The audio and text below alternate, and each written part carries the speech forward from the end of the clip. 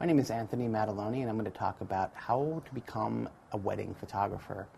One of the first things that you have to realize about becoming a wedding photographer is that it's a very important occasion, that you really need to think about how you are going to view that occasion, and if you are going to do it without being extremely stressed out. Wedding photography is something that you only get one chance to do.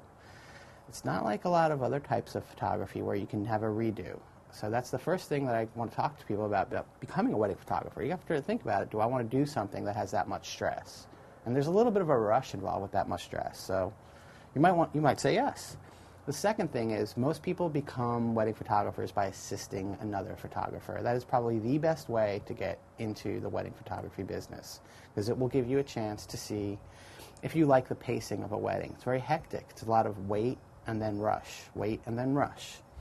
You're going to see what kind of shots are required for a wedding. What are your standard wedding shots? What are shots that you can make better than your typical wedding photography? And that's sort of how you start to become a wedding photographer. After that, you're going to want to get a portfolio together of wedding photographs that you took. And that's the best way to show a potential client your wedding photography portfolio. One very important thing you want to keep in mind when assisting another wedding photographer is that you need to be paid. One thing about wedding photography is it's not easy. It's not really just lugging equipment.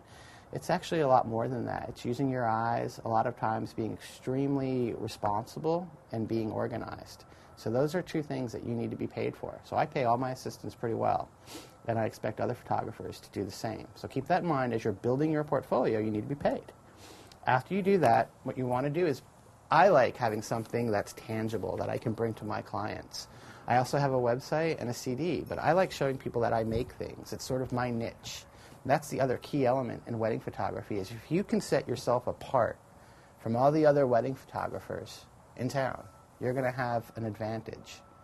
And that's pretty much how I would tell someone how to become a wedding photographer.